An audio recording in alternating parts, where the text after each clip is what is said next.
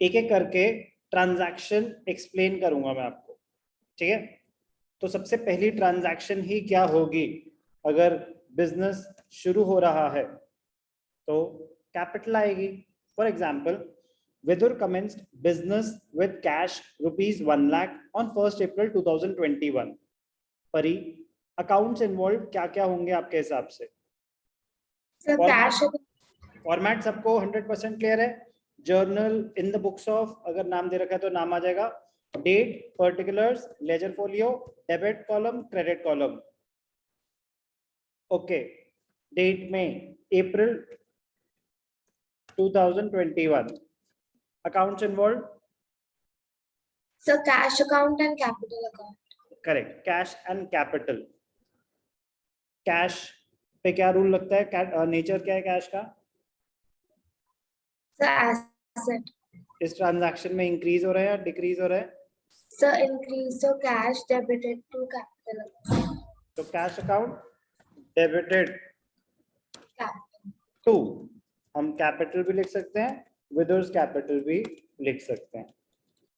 1 lakh debit column में आ जाएगा, 1 lakh credit column में आ जाएगा। नरेशन क्या हो जाएगी? Vidur commenced business with cash ₹1 lakh. कोई भी doubt? No sir. Now capital may be introduced in cash or kind. अब एक और एग्जांपल कैपिटल इंट्रोड्यूस का, Vidur commenced business with cash of 1 lakh, computers worth ₹50,000 and furniture worth ₹2 lakh. तो capital may be introduced in cash or kind. तो अगर मुझे पिछली transaction का एनालिसिस करना हो, जो कि बहुत इजी है बट फिर भी, कैश डेबिट क्यों हुआ? क्योंकि आपके एसेट्स इंक्रीज हो रहे थे। कैपिटल क्रेडिट क्यों हुआ? क्योंकि आपका कैपिटल इंक्रीज हो रहा था। एप्लीकेशन ऑफ रूल में किसी को कोई भी डाउट? No sir. ओके, कौन ट्राई करना चाहेगा? Example 2, capital introduced in cash and kind. कोई ट्राई करना चाहेगा या मैं करूं? एनीवन? चलो मैं बताता हूं। कैश अगर आ रहा था तो कैश इंक्रीज इन एसेट, अब कैश भी आ रहा है, कंप्यूटर्स भी आ रहे हैं, फर्नीचर भी आ रहा है।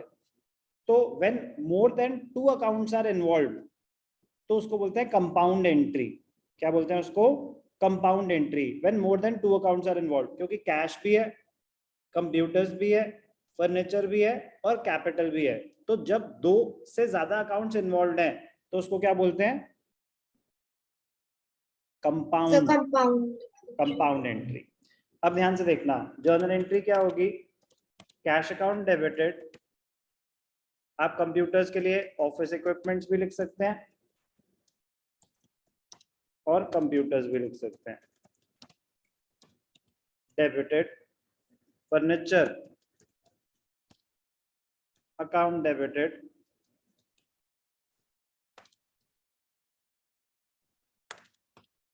टू क्या है? विदर्स कैपिटल अकाउंट। अब कैश कितना आया? 1 लाख, कंप्यूटर्स कितने आए? 50, फर्नीचर कितना आया? 2 लाख। तो कैपिटल कितनी आई? 3,50,000। commenced business with cash and assets। तो अगर मैं इसके एनालिसिस पे जाऊं तो कैश, कंप्यूटर्स, फर्नीचर तीनों ही क्या हैं? एसेट्स। आपके एसेट्स इंक्रीज हो रहे हैं, डेबिटेड। आपकी कैपिटल इंक्रीज हो रही है तो increase in capital is credited. But हमने एडिशनली क्या सीखा? Compound entry. कंपाउंड एंट्री क्या होती है?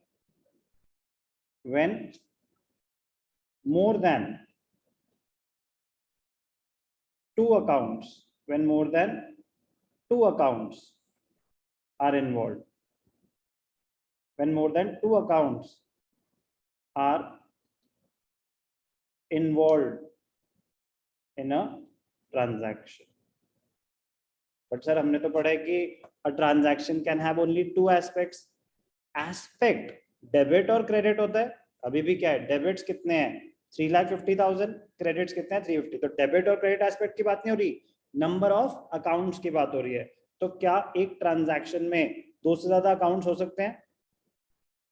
Yes, sir. हो रहे हैं, आपके सामने है. उसको क्या बोलते हैं, कंपाउंड एंट्री. सो कैपिटल में भी इंट्रोड्यूस्ड इन कैश. तो एंट्री होती है कैश, अगर चेक से है तो बैंक, कैश और बैंक टू कैपिटल. एसेट्स आ रहे हैं तो वो एसेट डेबिट हो जाएगा. इक्विपमेंट आ रहा है तो इक्विपमेंट डेबिट हो जाएगा. फर्नीचर है तो फर्नीचर डेबिट हो जाएगा. कैश है तो कैश डेबिट हो जाएगा. Capital introduced in kind. Clear? Yes, sir.